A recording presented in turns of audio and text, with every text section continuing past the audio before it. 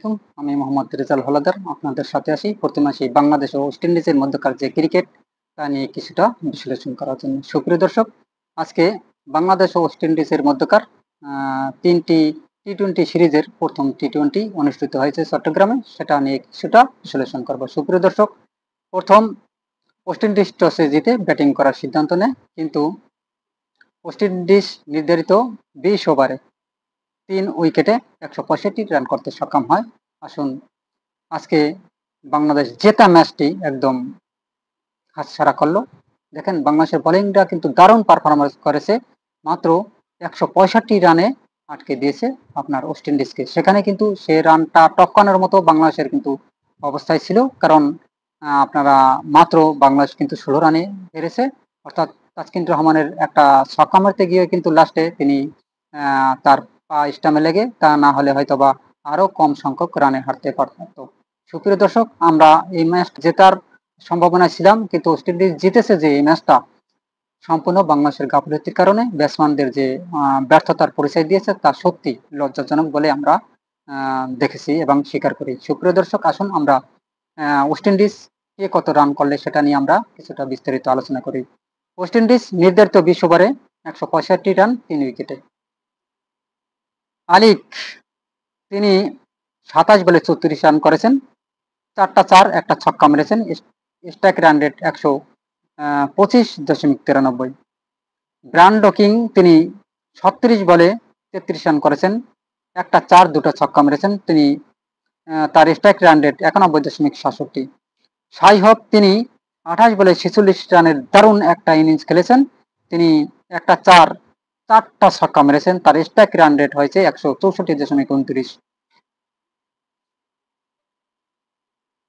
শরীফ হানিফ ফরোহার্ড তিনি 1 বলে 0 রান করেছেন, এবং রবম্যান পাওয়েল তিনি 28 বলে 44 রানের দারুণ একটা ইনিংস খেলেছেন এবং একটা 4টা ছক্কা মেরে তার স্ট্রাইক রান রেট হয়েছে 157.14। এবং বাংলাদেশের এবং নট আউট ছিলেন। বাংলাদেশের এক্সট্রা রান দিয়েছে 8, টোটাল রান গিয়ে দাঁড়ালো 165, 3 উইকেটে নির্ধারিত 20 ওভারে। সুপ্রিয় দর্শক, বাংলাদেশের বোলাররা যে দারুণ পারফরমেন্স করেছে তা সত্যি অসাধারণ। মাত্র 165 রানের ভিতর তাদেরকে বেঁধে দিয়েছে। তাদের কিন্তু টার্গেট ছিল 220। তারা তাদের যে আপনার ওই কোর্স, তারা কিন্তু আগেই বার্তা দিয়েছিল যে বাংলাদেশের সাথে তারা 220 রান করবে এবং বাংলাদেশকে 144 রানের মধ্যে আটকে দেবে, কিন্তু তাদের কোনো কথাটাই হয়নি। হয়তো বা একটা হয়েছে, যেটা 244, সেখান থেকে টপকে বাংলাদেশ 149 রান করতে সক্ষম হয়েছে। যদিও দেখেন, বাংলাদেশের নাসিম আহমেদ তিনি কিন্তু নির্ধারিত 4 ওভার বল করে 15 রান দিয়ে কোনো উইকেট বা কোনো মোডেন পাননি। প্রতি ওভারে রান দিয়েছেন 3.8 করে, দারুণ বোলিং করেছেন তিনি। এবং তাসকিন আহমেদ তিনি 4 ওভার বল করে 36 রান দিয়ে দুটি উইকেট তুলে নেন। তিনি কোনো মিডেন পাননি। প্রতি ওভারে রান দিয়েছেন 9 করে। এবং তানজিন হাসান সাকিব 4 ওভার বল করে 47 রান দিয়ে কোনো উইকেট বা মিডেনের দেখা পাননি। প্রতি ওভারে রান দেন 11.8 করে।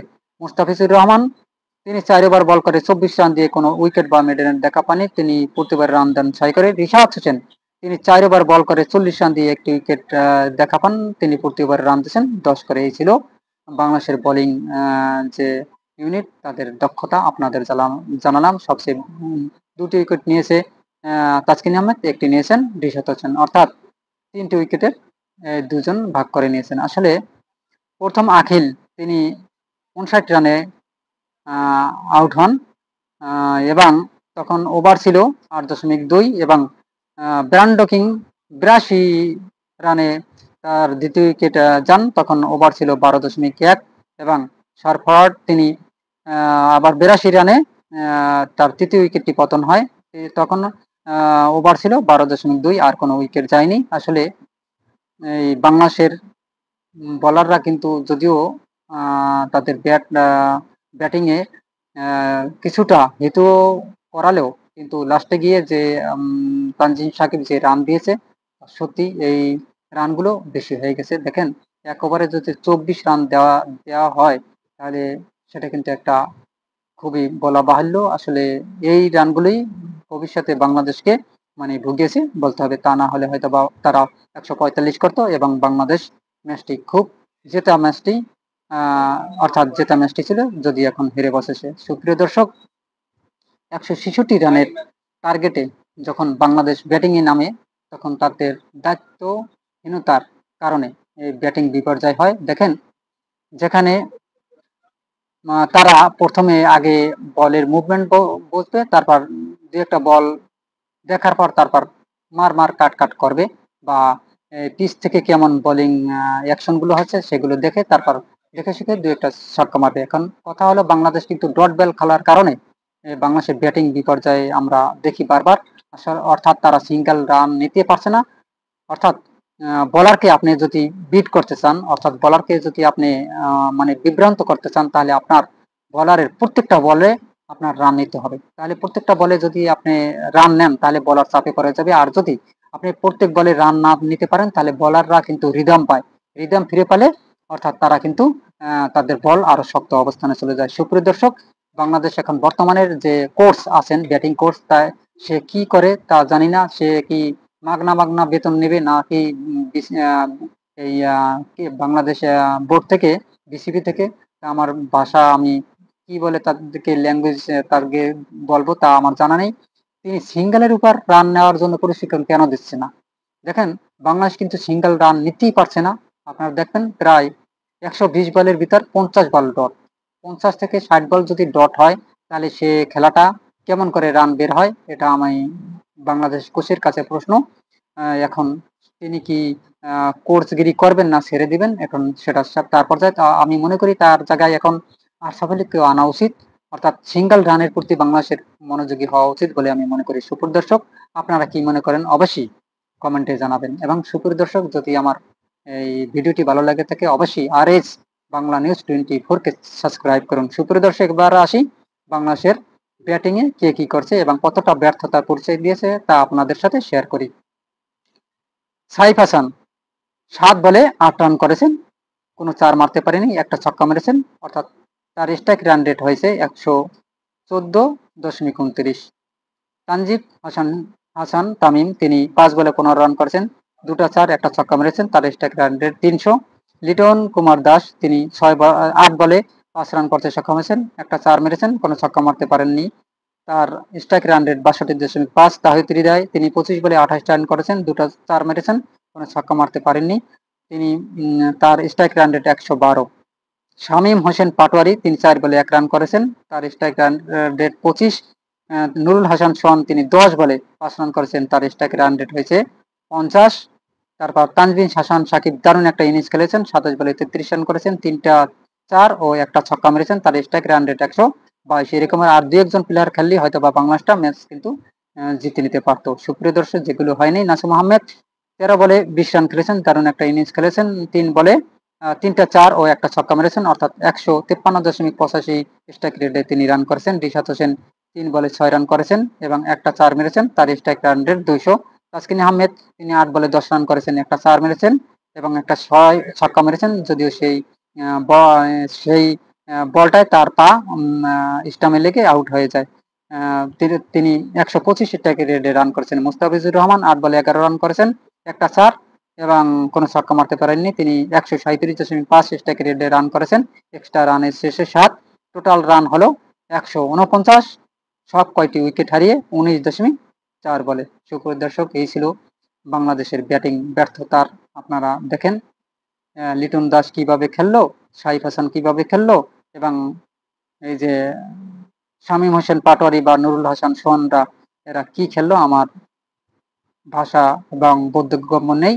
তবে আপনারা অবশ্যই কমেন্ট করে জানান এদের কি করা উচিত এবং এদের খেলা শেখা উচিত কিনা, সেগুলো অবশ্যই কমেন্টে জানাবেন। দেখেন, আখিল হোসেন 4 বলে 4 ওভার বল করে কোনো মেডেন পাননি, 22 রান দিয়ে দুইটি উইকেট তুলে নেন, প্রতিবারের রান দেন 5.5 করে। এবং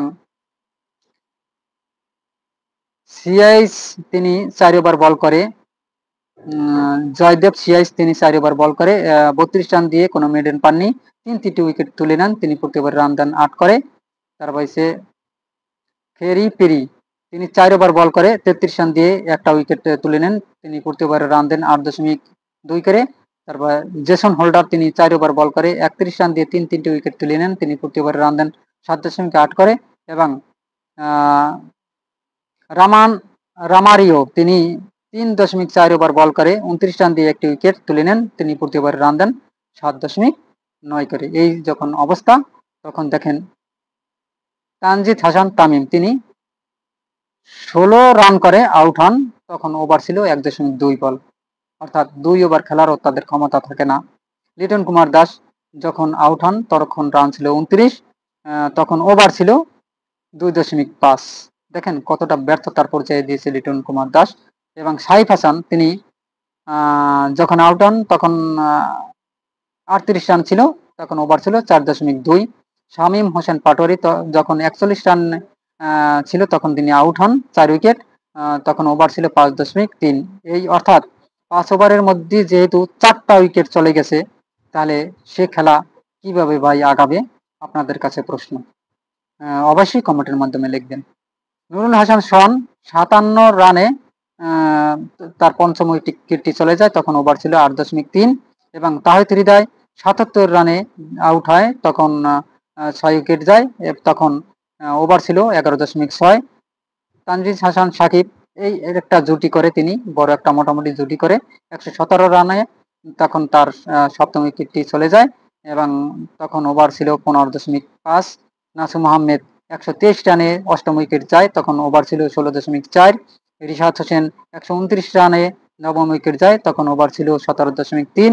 তাসকিন আহমেদ 149 10 উইকেট মানে সব কয়টি উইকেট হারিয়ে যায়, তখন ওভার ছিল 19.4, অর্থাৎ 2 বল খেলতে পারেনি, অর্থাৎ 20 ওভার বাংলাদেশ খেলতে পারেনি। হয়তোবা এই 20 ওভার যদি পুরোপুরি খেলতে পারতো এবং বাংলাদেশের বোলাররা যদি ভালো যতটুকু পারফরমেন্স করেছে, যদি ব্যাটিং এ এরকম পারফরমেন্স করতো, বাংলাদেশটা কিন্তু জেতা ম্যাচ ছিল। অর্থাৎ এটি প্রমাণিত হলো বাংলাদেশ জেতা ম্যাচ ওয়েস্ট ইন্ডিজের কাছে প্রথম টি-20 হেরে গেল। সুপ্রিয় দর্শক, আপনারা কি মনে করেন কমেন্টে লিখুন এবং যদি ভিডিওটি ভালো লেগে থাকে আমার চ্যানেলটি সাবস্ক্রাইব করুন এবং লাইক ও শেয়ার দিয়ে সবার মাঝে ছড়িয়ে দিন। আজ এ পর্যন্তই। আসসালামু আলাইকুম ওয়া রাহমাতুল্লাহি ওয়া বারাকাতুহু।